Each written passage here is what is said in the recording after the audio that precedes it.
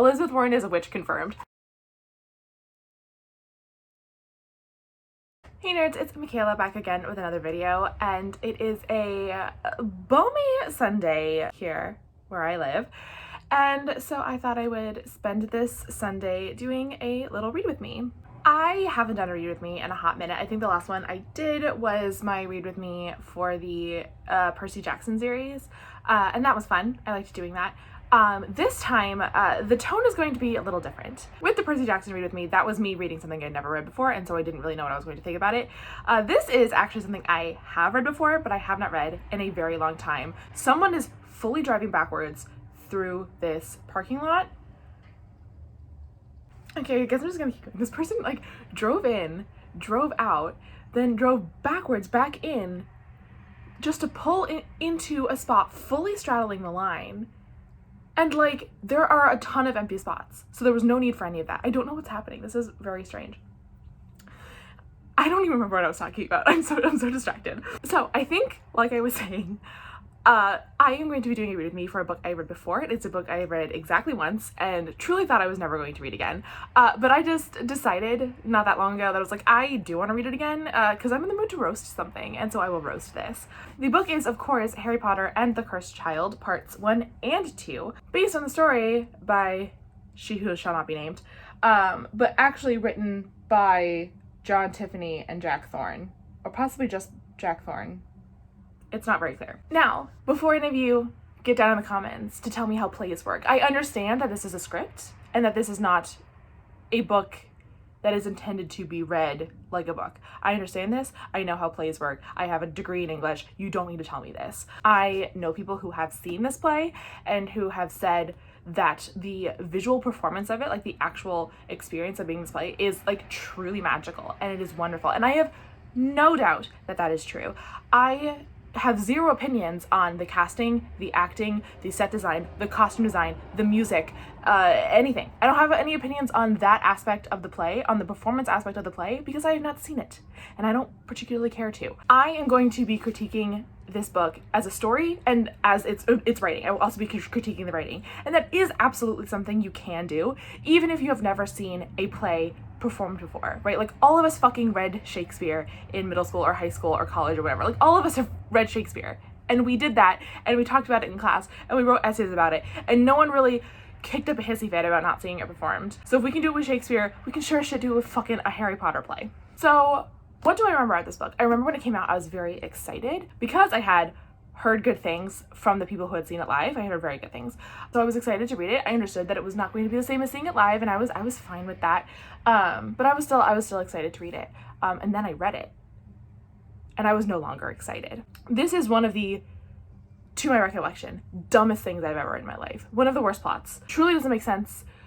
Terrible character work. Just truly all around an atrocious addition to the Harry Potter canon. I personally don't consider this canon. Now, obviously, I don't really think about Harry Potter as much anymore as I did when I was younger. I don't care as much about like canon and fanon and all that stuff. I have moved on. I'm 25. But it is difficult for me to think about this book and think like, yeah, that shit follows. Like, that tracks. No. But I don't remember a lot of the details. I remember like certain scenes and certain moments and certain plot points, and I certainly remember like the big reveal and things like that. But the little things I actually don't remember super well, because like I said, I only read it once, and it was literally like when it came out. I read it like the next day or whenever it arrived in the mail. So this is what I'm going to be doing today. I would also like to offer a little bit of a disclaimer, I suppose. I don't care if you like this book. I don't care. I have a video on my channel, it's not that long, but I've talked before about how whether or not you like something has little to no bearing on whether or not it is objectively good or objectively bad, right? You can love things that are objectively terrible, and you can hate things that are objectively good. I don't like Adele's music. I can recognize that Adele is an extraordinarily talented singer. Like, she has pipes on her. I think she is amazing technically. I don't like her shit. I don't listen to it, right? Those two things aren't connected. The fact that she is technically good has no bearing on the fact that I don't like her, and the fact that I don't like her has no bearing on the fact that she is technically good. And so I don't care if you like this book. It is objectively bad. I mean, maybe my opinion will be changed. You know, I have not read this in many years. When did it come out? You know, this book came out in 2016, so I have not read it in now like 4.5 years.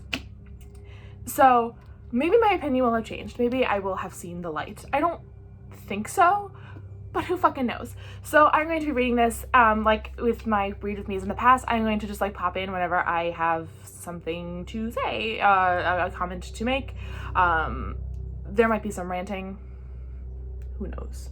Just popping in to say that if I found out that my parents named me after a child abuser and a guy who employed a child abuser, I'd be a little fucking pissed. Like, okay, I'm literally in act like 3, I'm 17 pages in, and there's already this issue of, so Rose meets Scorpius Malfoy, right? And she's just an absolute bitch to this kid. And you're trying to tell me to my face that Hermione Granger raised a child to judge someone else based on who their parents are? Muggle-born Hermione Granger? How is this Hermione Granger's child? This has to be Ron's influence, because Hermione wouldn't do this shit. And like, if that is Ron's influence, why is Hermione still married to him? If this is how Ron raises his kids, fucking leave him. Like, this doesn't make any sense. Okay, so it's the start of 2nd year, and Rose is such a bitch, and she and Albus are like pretending to still be like on friendly terms with each other for their parents' sakes. And Albus says, as soon as the train leaves, you don't have to talk to me. And then Rose says, I know, we just need to keep the pretense up in front of the grown-ups. And like, if you're old enough to use the word pretense, you're too old to be using the word grown-ups. Who the fuck wrote this? Like, that's a terrible line. Like, it doesn't make any sense. It doesn't sound like a 12-year-old said it. The first half sounds like a 40-year-old said it, and the last half sounds like a 6-year-old said it. So like, this is such a failure of the wizarding world. Like, Albus is 13 years old, and he's like very clearly depressed. Like, this child needs help. And we just don't see any indication through any Harry Potter related text that mental health is even a factor or a consideration in the wizarding world. Like, we have no reason to believe that anybody involved in the Battle of Hogwarts got like help, you know, that the trio was ever able to process any of the myriad traumas that they experienced. And like, Albus is depressed. He is depressed. Like, Professor McGonagall, she says, you're isolating yourself, you're uncooperative in lessons, you're surly. And Albus responds to that, so what would you like me to do? Magic myself popular, conjure myself into a new house, transfigure myself into a better student? Just cast a spell, Dad, and change me into what you want me to be, okay? And it's like, this is a culture that relies so heavily on magic to fix its problems that like, it doesn't understand that people are people. Like, and that's what's so frustrating about this story in particular, but like also sort of like the later stories in the Harry Potter series, is that like, even when the books are intensely about people and their relationships to each other and the ways that they hurt each other, it forgets sometimes that like, magic can't be the solution to everything. And oh my god, it's so frustrating. Like, get this kid a fucking therapist. Okay, so this is something that probably gets dealt with like later in the story, and that's fine. But at this point where I'm at the end of Act 1, Scene 4, and Albus is at the start of his 3rd year, and his little sister has just gotten sorted into Gryffindor. And Scorpius says Potters don't belong in Slytherin, and Albus says this one does. And I just don't see any proof of that. We know nothing about this child, except for the fact that he is majorly depressed. We don't know anything about him at all. We don't know anything about him. This kid's like a fucking stranger. We're 4 scenes in, 28 pages. You know, we've already progressed through 2 years of his life and are at the start of the 3rd. And I have no reason to say why he should be in Slytherin, or why, like, maybe he should have been in Gryffindor. Like, there's nothing. He has no personality other than being depressed.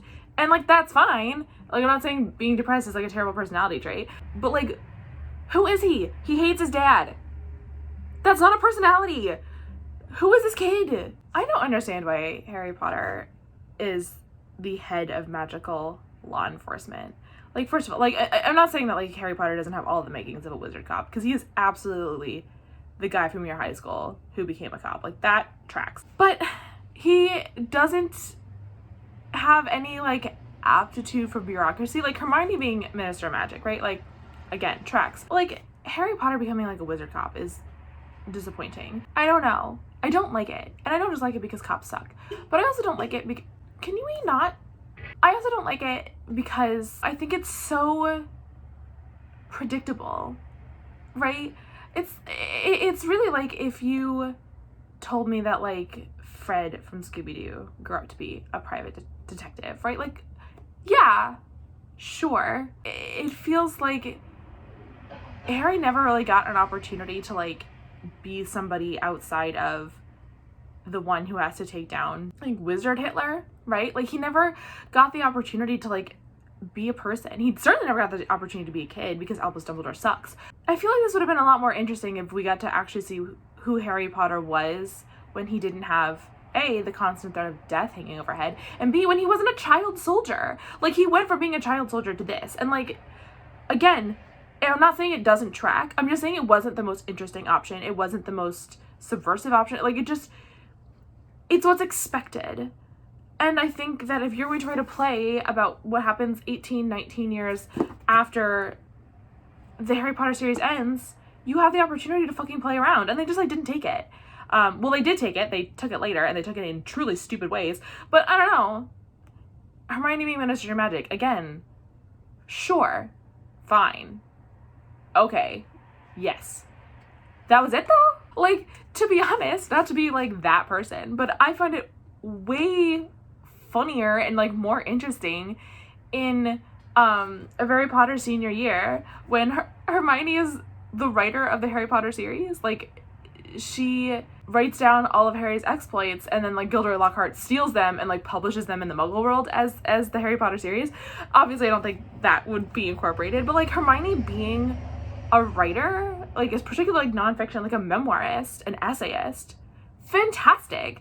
Like, I think that is the perfect intersection of, like, her Muggle heritage of, like, just, like, a writer being, like, a very, like, Muggle career, and her experiences, her lived experiences in the wizarding world. Like, that would have been fantastic.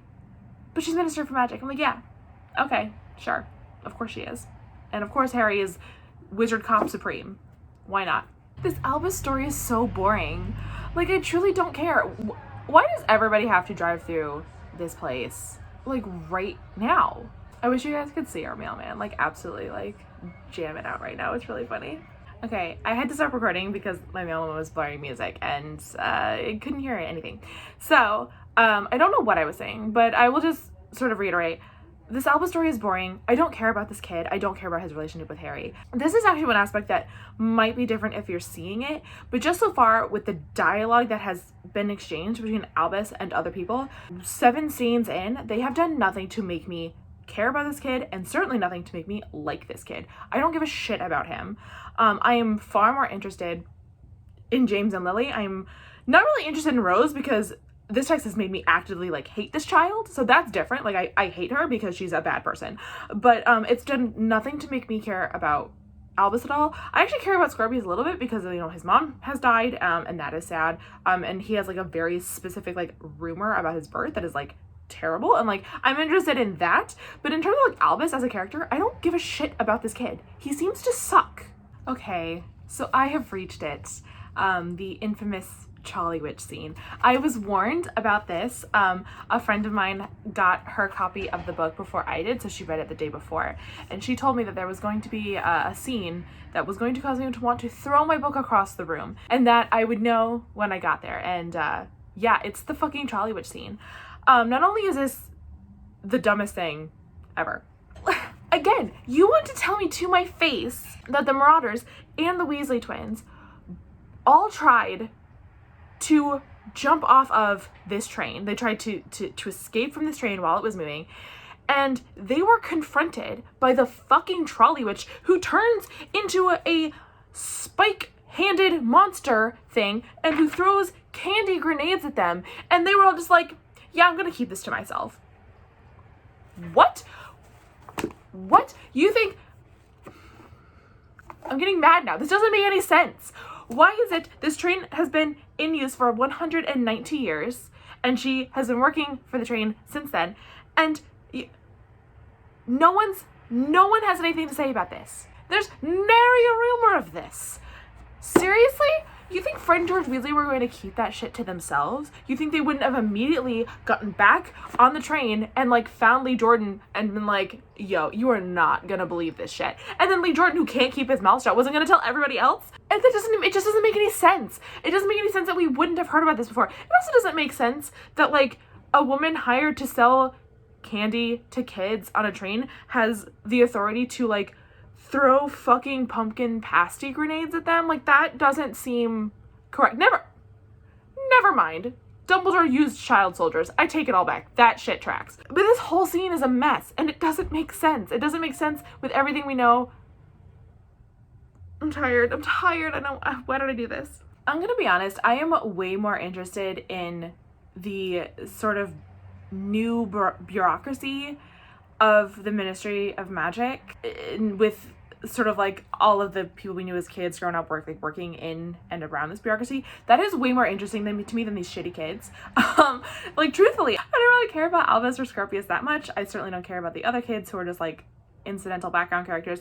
Like, this scene, it's Act 1, Scene 12, and it's, you know, Hermione and Harry sort of like laying out the case that like something is happening related to Voldemort. You know, things are happening, and like, you know, just Draco absolutely like torpedoing this meeting. Like, it's interesting.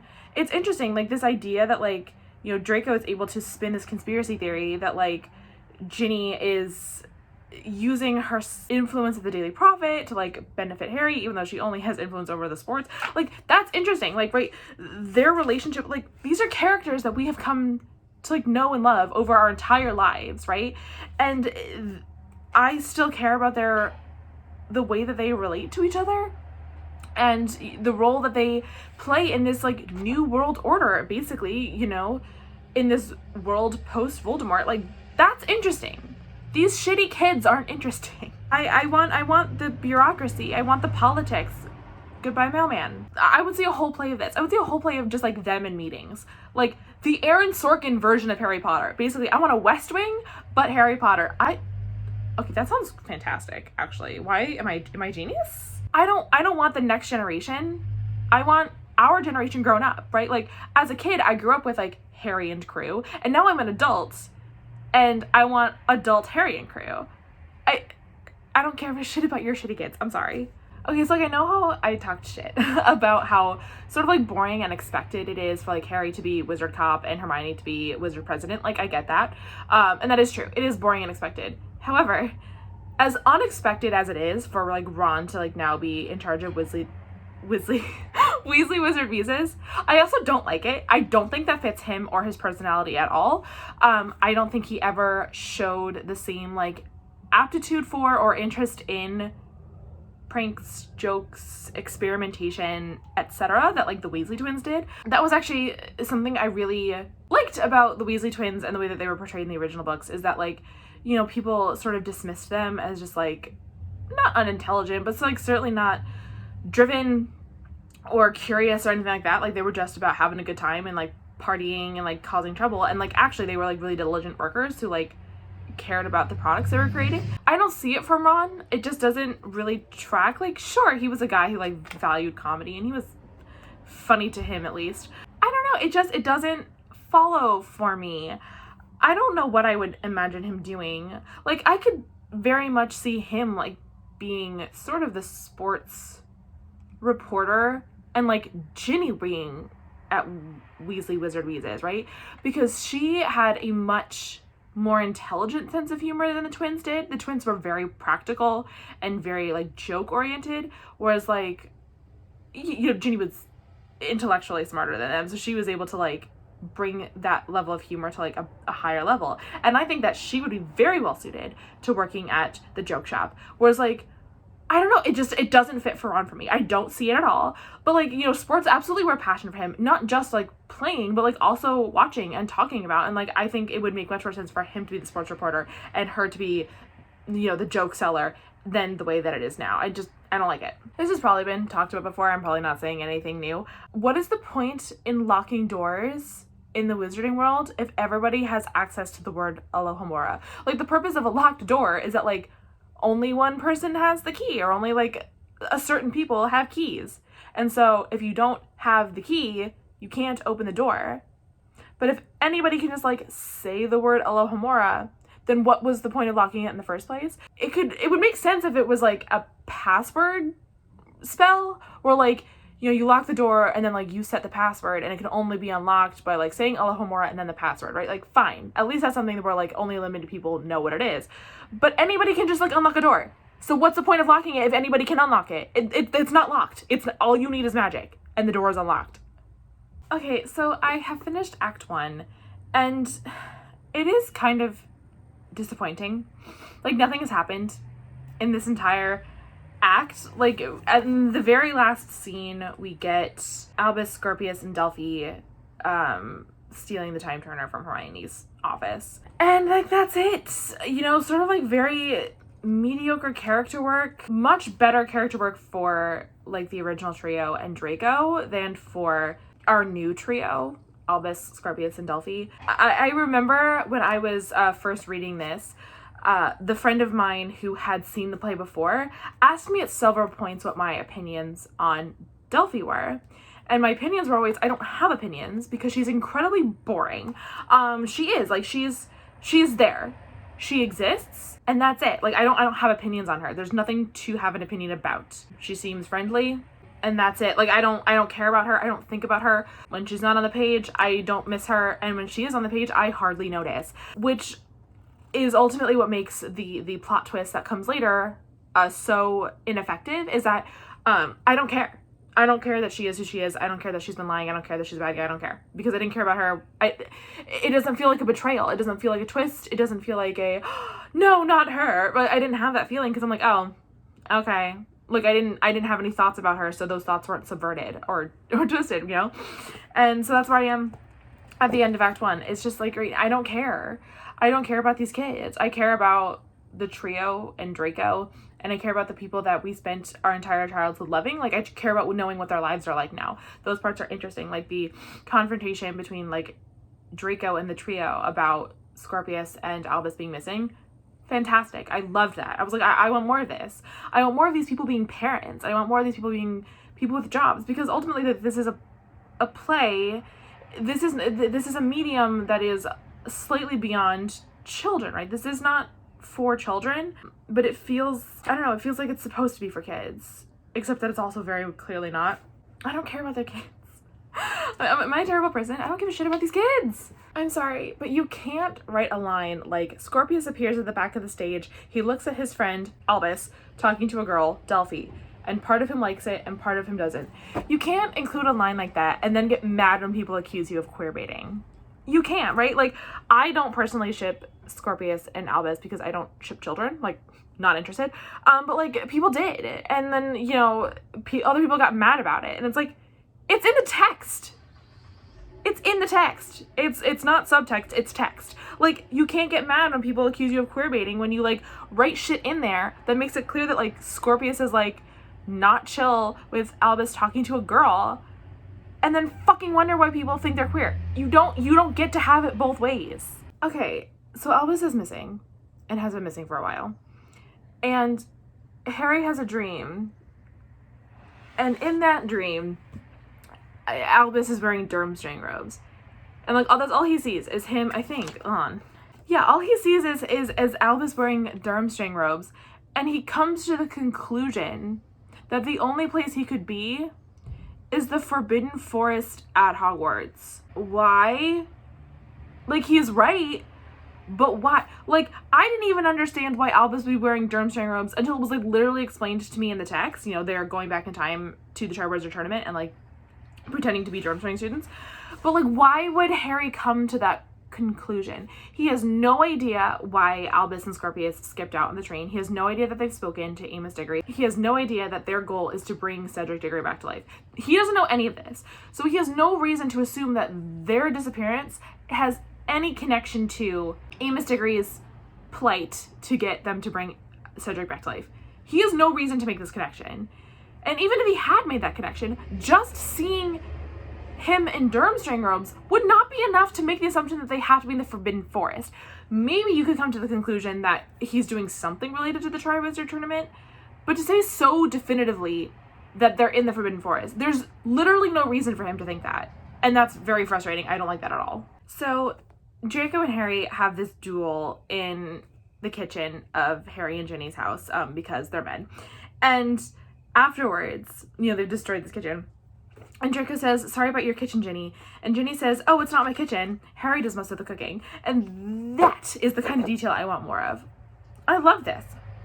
I love this idea. And this is like this sense of subversion, right? Except not really. Because, Molly was such like a devoted homemaker, right? Like being a mother and like a homemaker, like that was part of who she was, and she loved it, and she loved caring for people and like being a caretaker, cooking for lots of people. Like the kitchen was her domain, and like that was fine, that was who she is. And we saw Ginny like kind of chafe under the weight of that, and like it almost felt like there was this expectation that she was going to like be like her mother, and then we get to see like she's not, right? Like she's a fucking jock. Like she writes for the sports pages and she doesn't do most of the cooking. Harry does. And there's also something really lovely about Harry being the one to do the cooking. It would be not unreasonable for Harry to sort of eschew cooking and cleaning and homemaking because of what he had to do for the Dursleys, how he was essentially their like live-in slave. But now he gets to do it out of a place of love. Like now he gets to just do it for his family. Like he gets to go into the kitchen and decide what he's going to cook for his family, and like he gets to provide that for them. And I love that. Where is more of this? Like I want more of our beloved characters growing up. Okay, sorry if this camera angle is weird and different. I had to delete some videos and things off of my phone because I ran out of space. So Draco is lecturing Harry on basically how to be a father. And he says this: my father thought he was protecting me most of the time. I think you have to make a choice at a certain point of the man you want to be. And I tell you that at that time you need a parent or a friend. And if you've learned to hate your parent by then and you have no friends, then you're all alone.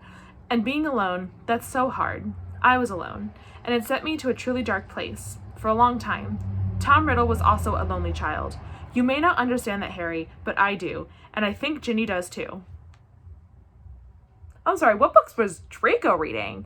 Because, what? First of all, Harry Potter was literally, like, locked in a cupboard for 11 years. So, like,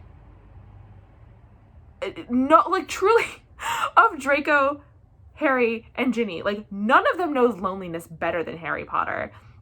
Because it's not even just a matter of, like, the first, well, I guess, like, 10 years of his life, because the first year he was with his parents.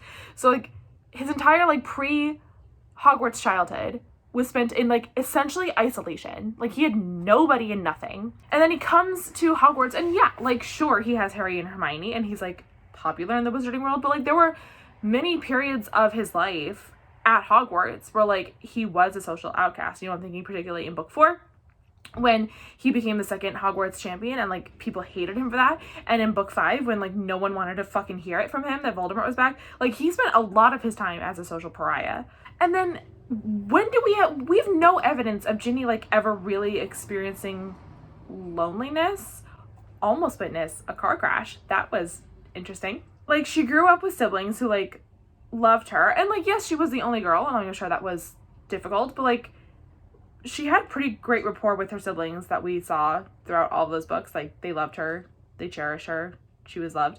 And then she gets to Hogwarts, and she was, like, very popular at Hogwarts. Like, we saw that she had, like, a whole circle of friends, and, like, that was a big sort of, like, part of her character development was, like, yes, at the beginning, like, she was just, like, the quiet young Weasley who had this crush on Harry Potter, and then she, like, grew up and, like, had, like, this wide circle of friends. Like, she loved Luna, was friends, had a bunch of boyfriends. So, like, this idea that, like, Ginny Weasley understands loneliness more than Harry Potter. Again, show me the evidence in the text. This doesn't even make any fucking sense. I do understand Draco's loneliness, right? Like, his loneliness makes sense. He was abused by his father, neglected by his father emotionally, and, like, that's understandable. Yes, he had friends, but he really more, like, had hangers on. He had people who were afraid of him and people who wanted to use him and things, sort of like Harry. And so he never really had, like, the, like, deep emotional bond that Harry got to have with Ron and Hermione. And, like, that's fine. But this idea that, like, Harry doesn't understand being a lonely child, and it's like, just because you don't know somebody's life, Draco, doesn't, like, make that true. And, like there's no rebuttal here. Harry doesn't say, like, actually, let me tell you my entire fucking life story since you clearly aren't curious. And, like, just to, like, I think we're supposed to think that Draco is right here. And I'm like, we have 7 books to the contrary. So like I don't really know what's happening. Oh my god. Did the people who wrote this, Jack Thorne or whoever, did you even read the original 7 books? Like, genuine question. Did you read them? I don't like Harry and Draco now have both called Minerva McGonagall by her first name, and I don't like that. Like, I've had lots of teachers and professors in my time, and unless I was originally invited to call them by their first name while in their class, I could never just like do that. Like, it feels weird to me. Like, even now as an adult, when I like talk about like classes I had in high school, for example, like I still talk about my teachers using Mr. or Miss or Mrs., whatever their name was, right? Again, unless I had been invited to call them by something else, or like on occasion, sometimes we would just like call a teacher by just the last name, not like using a salutation, not salutation, what's the word I'm looking for? The like a Mr. or Mrs. It has a name. I just can't think of it right now. Harry saying, Minerva, I come here in peace, not war. I never should have spoken to you that way. I'm like, her name is Professor McGonagall. Like, don't call her Minerva. I don't care that Hermione, I mean, at this point, they've like messed with time, the kids, so Hermione is no longer Minister of Magic, but like, even if she was, I don't care who's Minister of Magic, I don't care that Harry is Wizard Cop Supreme.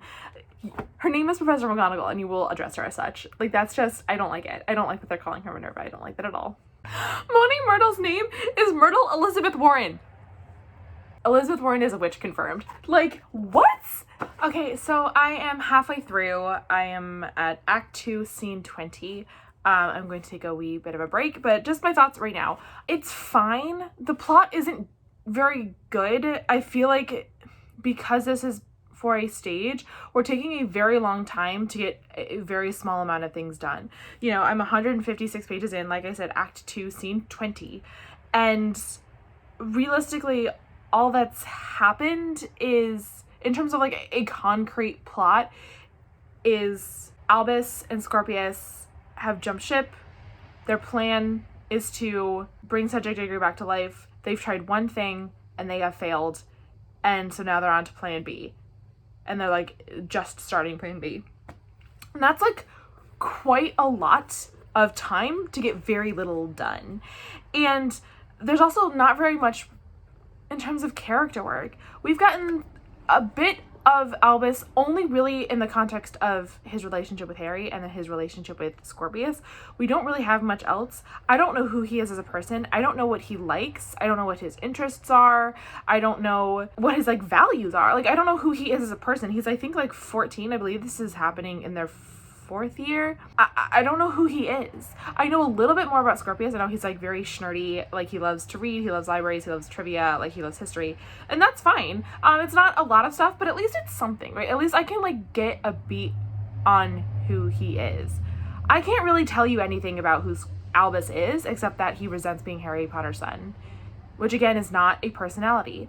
I am very much enjoying really anything to do with the adults in this book or play, I suppose. You know, I'm enjoying the way that they are relating to each other. Obviously, where I am now, things are a little bit different because, you know, the kids have already gone back in time once and like fucked things up, so like things are different now. But before that, like I was enjoying Harry and Ginny's relationship, Ron and Hermione's relationship, and like sort of the way that these four sort of act as a parental unit. I think that makes actually a lot of sense. I think it makes sense that they would sort of like raise their children together.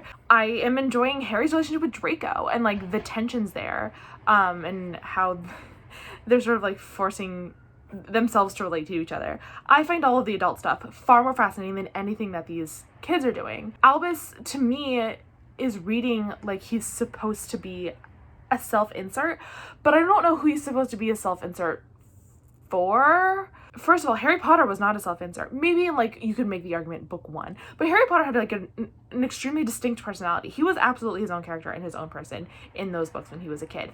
And Albus just isn't a person. He doesn't feel real to me. He doesn't, like, he just feels like someone sat down and thought like, what would it be like to be Harry Potter's son? And then they spent like 3 to 5 minutes thinking about it. And then that was the entire character of Albus, those 3 to 5 minutes of thinking. And it feels lazy. You know, Albus's character feels lazily written. You know, Scorpius is a little more complicated. His relationship with his father is a little more complicated, not only just because, you know, Scorpius's father was a person who did very bad things and who participated in an attempted genocide, but he's also his dad. So like he has both of these things. And also he has this like paternity rumor over his head that also complicates matters, right? So Scorpius is a much more complicated character. And to be frank, I care about him and his story and his character development way more than I care about Albus. And I don't understand why we have to follow Albus when he's very boring. Again, we're halfway through, and this character of Delphi, who becomes very important, is at the halfway point, not important at all. We haven't seen her in many scenes. She's only been in like 3 or 4. Like, she hasn't been in a lot, and we haven't seen her at this point in quite a while.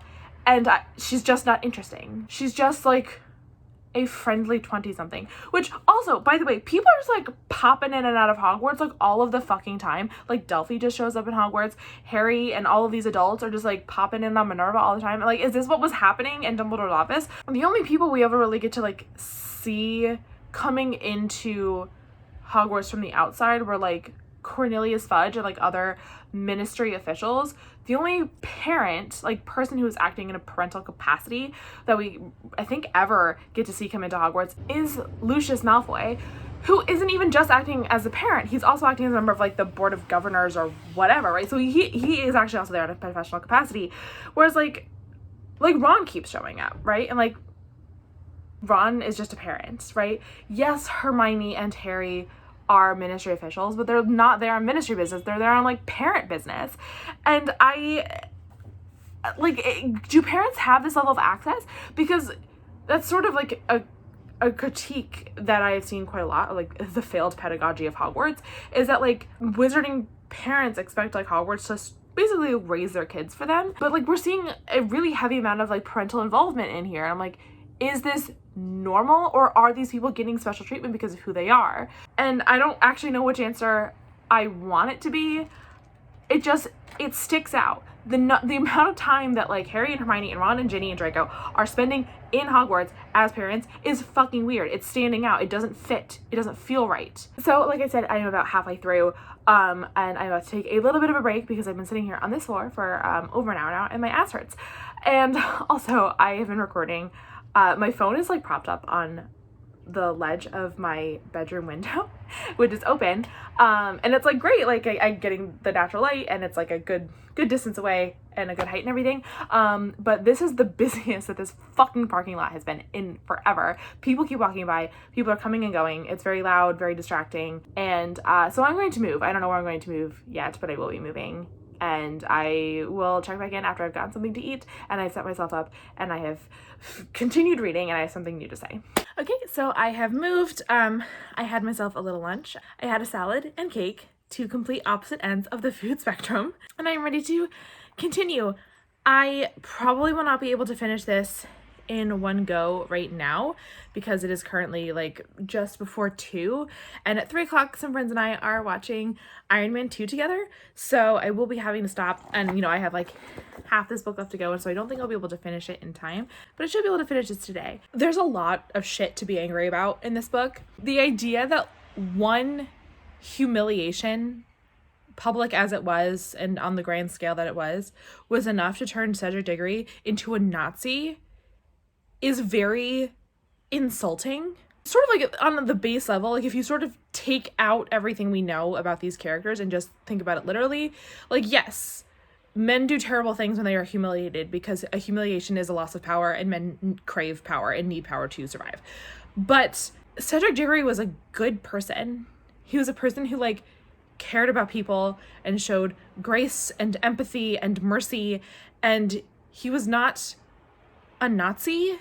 Like, oppression was not something that he sought or encouraged. This is such character assassination. Like, I'm angry. I am angry at the insinuation that Cedric Diggory, like champion of Hufflepuff, would become this. Would ever fucking kill Neville. Like, it's just, where's the logic? What gets you from point A to point Z? We are told in this book that because Albus and Scorpius went back in time and humiliated Cedric at the second task in the Triwizard Tournament, that humiliation led to Cedric becoming a Death Eater. And like, you just don't get to say something so fucking outlandish and not support that. Like, you need to explain that. Like, if this were someone else, if this were like, honestly, if this were Ernie Macmillan, right? If you told me that that's how Ernie Macmillan's life went, that after one public humiliation, he became a fucking Nazi, I can actually like see that, because Ernie Macmillan was a douche. But Cedric Diggory was not a douche. He was a good person who cared about other people and who like valued life and like valued honor, to then go on and say that like all it takes is one public fuck up and a genuinely good person can go on to like support genocide, like and very quickly, right? Because the Triwizard Tournament was in Harry's year 4, and you know everything went down in Harry's year 3, so that's only like 3 years later. That's not like a ton of time. So in 3 years after this one thing happened, Cedric Diggory becomes so crucial to like Voldemort's success. You have to earn that. You have to earn something so huge like that. And this text doesn't do that. This text doesn't ever, I mean, maybe it does later. I can't say it never does. I'm on page 180. So like maybe at some point later it explains its logic, but there is no logic so far. It's just like, yeah, of course. Cedric Diggory gets embarrassed once and then becomes a Nazi. Though that tracks. Okay, so I am in Act 3, Scene 9, almost 200 pages into this book, and Scorpius has just like fixed everything. So he's gone back in time now twice to fix the 2 times that he and Scorpius, or that he and Albus went back in time and fucked everything up. And so, you know, they fixed everything, and he is so excited to see Albus again, because after the second time they went back in time, they fucked things up so badly that Albus didn't exist. And so now he exists again. And, you know, Scorpius is so happy to see him. And Albus says, Scorpius, have you been eating too many sweets again? And Scorpius says, there you go, you see, all dry humor and Albusy. I love it. And I'm like, first of all, it's not dry humor. And second of all, like, we have not seen in the previous 200 pages really any evidence of Albus having any sense of humor at all. We have not had any sense of an Albusy personality at all, which is what makes this moment feel so empty. Because I'm like, I don't really know why Scorpius likes Albus. I don't know why they're friends. What do they talk about? Do they, like, I don't even know what questions to ask, because Albus is so utterly devoid of personality and like being, that like when he, like, seeing him come back to life means nothing to me, because I'm like, I didn't even miss you when you were dead. Also, this is like a big part of the plot, the going back in time and then fucking things up and then having to fix it, and it doesn't really last that long. Like, it's, I'm trying to find it. Okay, so they go back in time, Act 2, Scene 7, it's a page 106, and then everything is fixed like 90 pages later, in Act 3, Part 9. That both feels too much and not enough. Like, I feel like they didn't really like commit to this idea. This in and of itself could be like its own book, like just them going back in time to accomplish this thing and then absolutely fucking it up.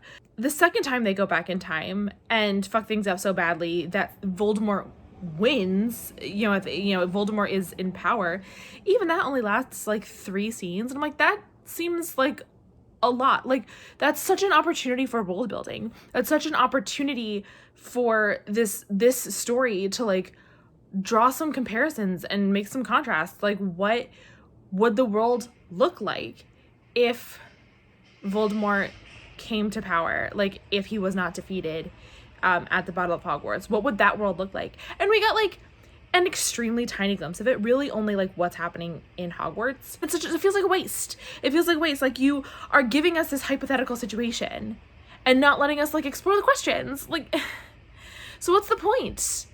What's the point of this book? What's the point of this story? I love this. McGonagall laying down the fucking law in her school, like absolutely holding Albus and Scorpius accountable for all of the shit that they did, and then holding their parents to task. Like, this is why Dumbledore should never have been headmaster, because he was never suited to be an administrator, and he was never suited to be more, like, I'm sure he was a very good teacher, but like, he was never suited to be like in charge of the well-being of children. And, McGonagall, Hermione tries to, like, I don't really know, like, sort of defend herself, defend the boys, and McGonagall just, like, fucking hits her with, your children didn't exist. Like, these two dumbasses fucked things up so badly that your children did not exist. And like, yeah. And she says, this happened in my school under my watch. After all that Dumbledore did, I couldn't live with myself. And then she like trails off. And it's like, yes. Because Dumbledore would have rewarded this kind of behavior. Because Dumbledore was a terrible headmaster. He was a terrible caretaker of children. And McGonagall understands that her primary purpose is to like protect the kids under her care. And like, just because these parents aren't good at it doesn't mean she's not going to. She didn't really have much control of the situation because these two jumped train before they even got to the school, so she never had any chance to really intercede. But like, can you imagine what the Harry Potter books would have been like if McGonagall had been the one in charge of Harry's well-being? If like Dumbledore had been relegated to like just a general, like, because Dumbledore was a general. He wasn't an educator. He was not a caretaker. He was using this space that is essentially like this sacred space of Hogwarts, where the primary focus and purpose should be the edification of children and the development of the next generation of wizards. He took that space and he made it a war zone, and he made it a place where like an army with bearing his name could form. And that is so gross and dangerous, and McGonagall's like, not on my fucking watch, and she's perfect and I love her, and how dare they call her Minerva when they should be calling her Queen. We've gotten to the big Delphi reveal, right? And this is definitely another situation where I feel like seeing it on stage would help, because when Scorpius was back in sort of the second world, right, where Voldemort was in power, the phrase the augury kept being mentioned, and I would imagine that there's probably like some kind of symbolism or like things around the space that have the pictures of the augury in them that clue in the audience, so when we see the reveal of Delphi's neck tattoo to indicate that she is the augury, or at least she in that world she became the augury, that the audience can make that connection.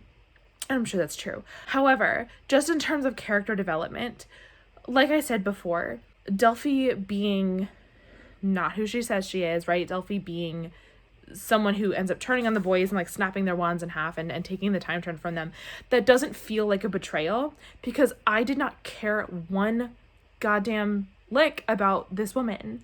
I didn't care about her.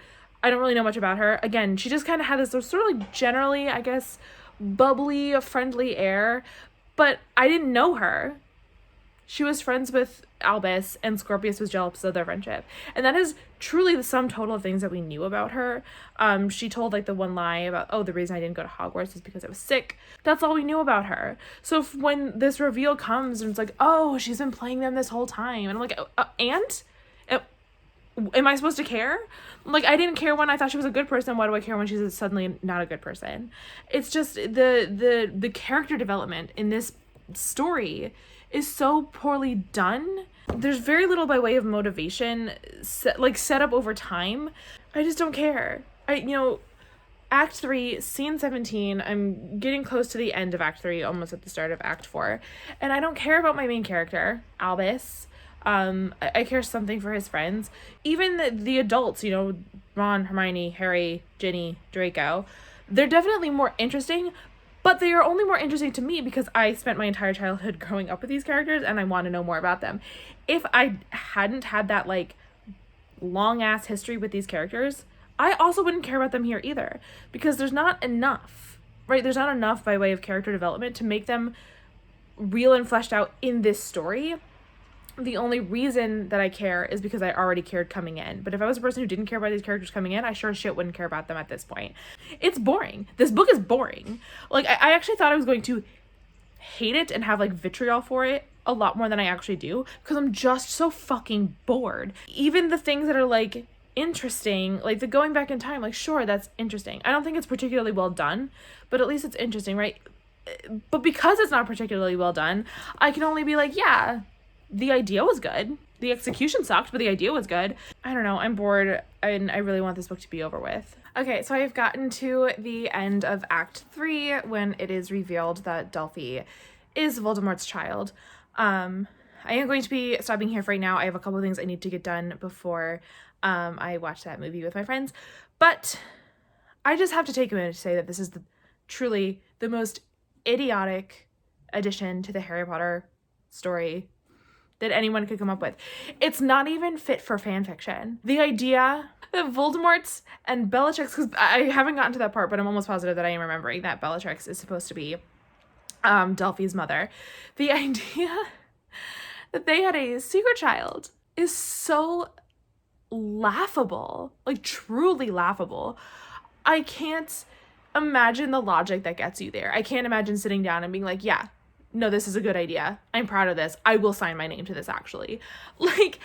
It's so dumb. First of all, the entire concept of creating an heir is completely antithetical to everything that Voldemort stood for. Because why would a person need an heir? It's because they are going to die someday, correct? So they want their legacy, their blood, their line of power to continue on after their death. But Voldemort believed deeply, truly, fundamentally that he was never going to die. His entire purpose in those books was to defeat death. He thought he was going to make himself immortal. That's like his one defining character trait. It was that he was going to be immortal. So why would he need an heir? If he was never going to die, no one would ever have to like take over his reign. Right? Isn't that how that works? So what the fuck is the point of having a kid? And Lord knows he wasn't banging Bellatrix Lestrange for fun. I don't want to call him like asexual, mostly because I don't want to like foist Voldemort onto the asexual community. But like he was incapable of love. I can't imagine him like lusting. He was 70 years old when he died. Also, and this girl's in her 20s, and it's like, 19 years later, whatever. So let's think about this, right? He gets his body back in like 94. So it has to be like after 94. The Battle of Hogwarts was what, 97? This book takes place now 22 years after that. At some point between 94 and 97, Voldemort fucked Bellatrix Lestrange. You made me read with my own eyes the fact that Voldemort and Bellatrix fucked. Like, that's inexcusable. No one deserves to be subjected to that. And it just, like, doesn't make it, like, we're also supposed to believe that Bellatrix had a whole-ass child with Voldemort and didn't tell anybody. That bitch was insane. There was no way she was going to keep her mouth shut. Even if, I swear to God, even if he forced her to make an unbreakable vow, being like, you can't ever tell anyone that we had this child, and that if anyone finds out that you have a child, you can't ever say that it was mine, right? That bitch was crazy. She was gonna find a way to tell her sister. She was gonna find a way to rub it in everybody's face that she got to bang Voldemort. I mean, yeah, it's laughable. It's ridiculous. I remember when I first read it and I was like, I wouldn't even, if I read this in a fan fiction, I would have been like, okay, come on. Like, let's at least entertain reality here.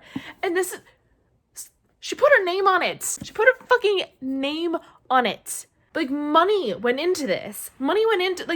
Someone paid money to have this be on a stage. Someone paid money to have this book printed and bound. And you want me to believe that Voldemort had a secret child? In the year of our Lord 2016, when this came out, you want me to believe that Voldemort had a secret child? It's soap opera. This is soap opera. Secret kids? Fuck off. This is so insulting. This is insulting to people who spent years of their life in the Harry Potter world to be like, oh yeah, Voldemort fucked. Like, get out of my face. It's also just insulting to people who like enjoy good storytelling. Like, fucking forget the canon of Harry Potter. Like, just someone who like enjoys a good story. Like, and like interesting character. Like, Voldemort having a secret kid is such bad writing. It's such a bad idea. It's something that like it makes me wonder if she like ever sat down with like anybody in her life to be like, hey, so I'm thinking about writing this story. Like, I'm not gonna do the writing. I'm just gonna do like sort of the thinking portions of it, and someone else is gonna put pen to paper. But the 8th story. I don't have it, but on the dust cover of this book, it says on the top, the 8th story, 19 years later. So this is the 8th story in the Harry Potter saga. You know that saga that made me a billionaire? I had some thoughts. And I'm thinking, like, what if, and like, hear me out, what if Voldemort secretly, before he died, had a little woohoo session with Bellatrix Lestrange, and then she got pregnant, didn't tell anybody. And then, like, they had a kid. And then, like, that kid, no one ever heard about it. No one knows who the child is. And then like that kid grows up and becomes like an antagonist for like Harry Potter and Ron Weasley's kid, like their kids, right? Like what if? And no one in her life was just like, some notes, some thoughts. Maybe we can like workshop this a little. And like step one of the workshop is to throw this entire idea in the trash and then also yourself. I can't imagine putting that out in the world with my whole chest. Just being like, yes, this is okay, I have to go do some things. I have to stop reading this book. One act left. I will finish it after I finish watching this movie. And maybe by then, magic will have happened and the entire fourth act will be different than what it currently is, because something needs to fix this. Maybe setting the book on fire. Who knows? Okay, so I'm back. I had a great afternoon. Did a lot of baking while I watched this movie, cleaned my kitchen, had some pizza. It was great. And now, unfortunately, I am back to this. This scene is so stupid. So, I'm in the very first scene of Act 4. You know, Hermione's telling all the people at this extraordinary general meeting that, you know, Voldemort had a kid and that the kid is she's hiding herself in time. And, you know, McGonagall's like, y'all done fucked up with this time turner thing, which, fair. Harry says, like, oh, it's not all Hermione's fault. We don't know how the witch got hold of the time turner, whether my son gave it to her. And then Ginny comes up and stands next to him and is like, whether our son gave it to her. And it's like, okay, bitch, no one asked. And then McGonagall says, your solidarity is admirable, but it doesn't make your negligence negligible. And then Draco says, then it's a negligence I too should face. Draco walks up to the stage stands beside Ginny. This is almost a Spartacus moment. It's like, no, it's not. Sorry. No, this is not almost a Spartacus moment. This is so embarrassing. Like, I'm so embarrassed that somebody wrote this. This is almost a Spartacus moment.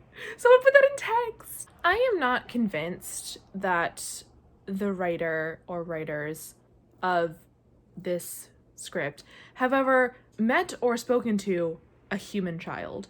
Like, these kids are 14 now. I believe they're in their 4th year at Hogwarts. And you cannot distinguish the way that they talk to each other from like the way that Harry and crew talk to each other. Like, it's so stilted. And at the times when a more like colloquial or youthful language is attempted, it doesn't work.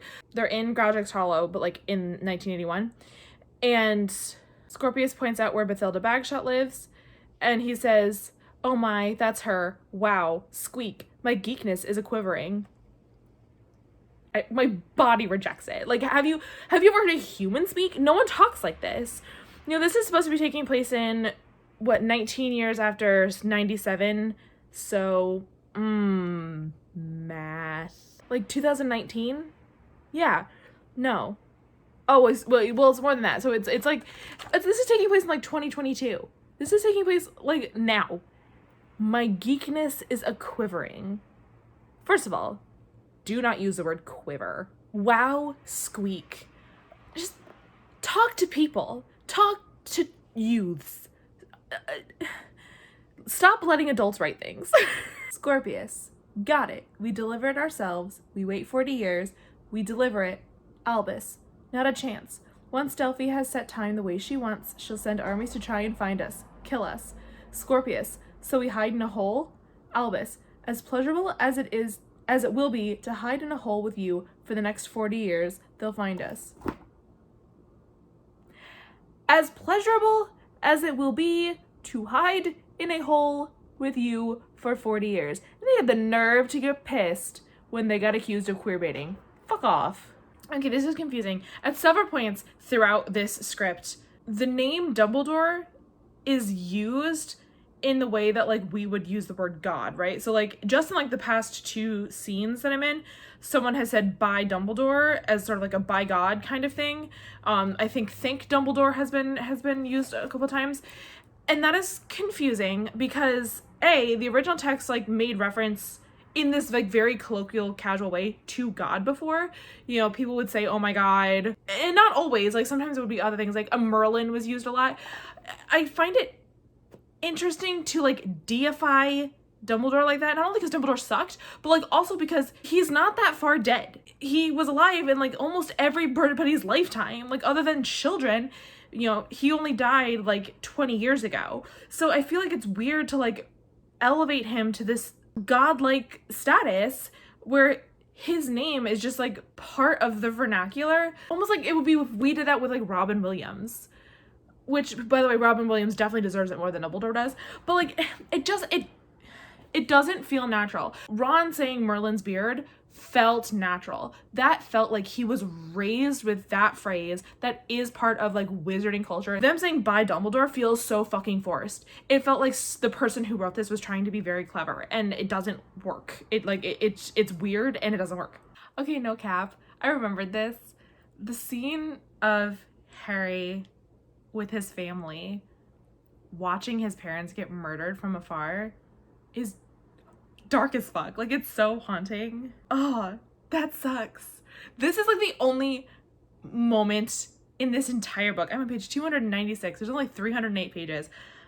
I'm almost at the end, and this is the only scene in this entire book that makes me feel something, that makes me like legitimately have human emotion. Like, I'm a wreck. This is awful. Like, awful in a good way, not awful like the rest of this book was. I don't want to read this. I don't want to think, like, imagine doing that. Imagine, like, being there, like, seeing the event that launched your entire life and not being able to do a goddamn thing about it. And, like, having your wife and your son right there and just having to sit or stand and watch it happen. Oh, that sucks. This is gutting. I can imagine, like, legitimately, if I saw this, like, on stage, I would cry, like, for sure. Like, this I know would absolutely get to me. Okay, so, like, I finished. I mean, the ending was, like, fine, I guess. It was pretty abrupt. Yeah, like, I like that, you know, Harry makes these steps towards repairing his relationship with Albus. Really, at the end, like, I still just didn't care about Albus. He never really develops into a real character. I felt that I had a much better understanding of like who Scorpius was and what his relationship to his family, his dad, his legacy. Like, I understood that like way more than I understood whatever the hell was going on with Albus. I think possibly like a really big issue with this story is that it could have been a very excellent exploration of what life is like for, you know, the trio plus Ginny and Draco all grown up, or it could have been what life was like for their children. And instead, it did not commit to either one of those fully. It tried to do both things. And I think that is ultimately the downfall of this. I think it needed to pick one. I think it needed to pick a generation and then like really sit with it and really dig deep into it. And it just didn't do that. I would have loved to really see Rose and Scorpius's relationship like develop over time. Like, at the end, Scorpius asks her out and she shoots him down, but like the ice is melting between them, right? What is Albus's relationship like with James? Because like we sort of get this like idea that like he resents James, but like it's not really presented. Like, it's certainly not as much as he resents his father. Like, what's his relationship with Lily? You know, fucking Hugo, Rose's brother, isn't even in this basically at all. That dynamic between, you know, Harry's 3 kids, Ron and Hermione's 2 kids, and Scorpius could have been amazing. You know, you could have brought in other kids, like, because Neville married, Hannah Abbott, I think, like, maybe there are kids in the mix, right? You know, it could have been focused on that generation, or it could have been what is life like 19 plus years after several years of compound consistent trauma for these kids. So I can't remember exactly who was there in the moment, but like a bunch of them literally watched Fred get murdered right in front of their eyes. What is that like? And I needed one or the other, and like we didn't get either.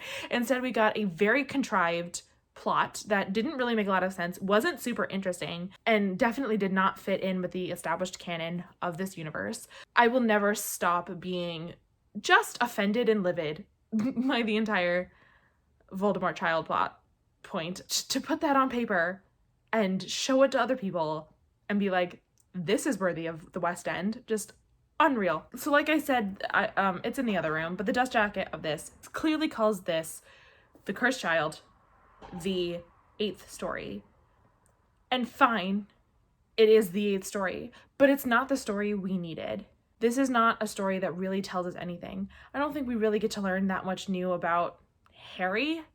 A little bit towards the end, but we don't really learn anything new about Hermione, about Ginny, about Ron, about Draco. Draco actually is probably, of the 5 of them, is probably the one we learn the most about, or at least we get to see the most like change and growth in.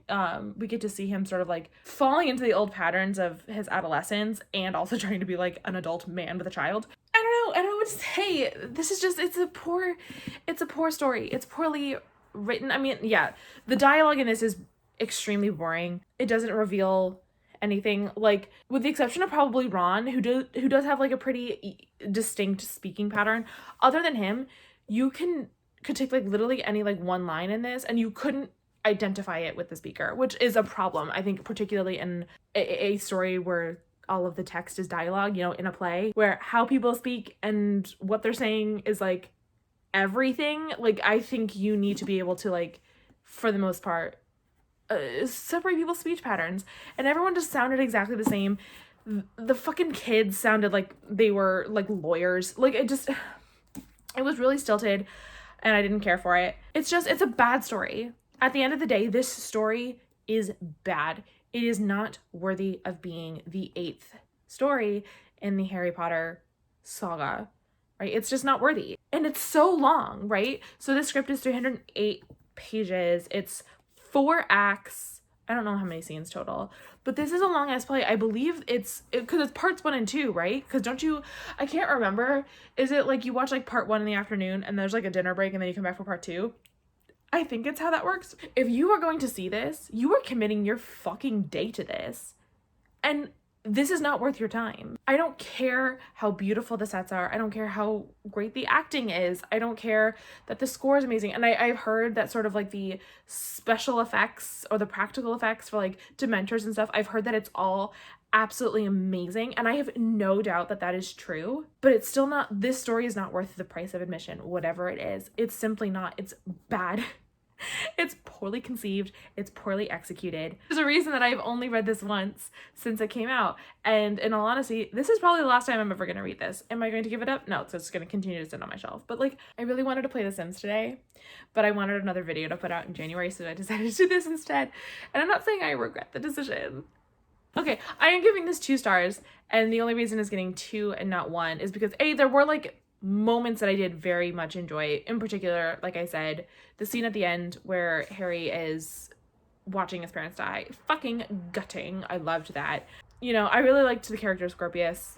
I enjoyed Draco's character development. Draco was not a character that I particularly like in the books. I am not a Draco stan by any means, but I liked him in this book. You know, there were moments I liked. And also, you know, as I've said with other books in the past, I give a book 1 star when I hate it.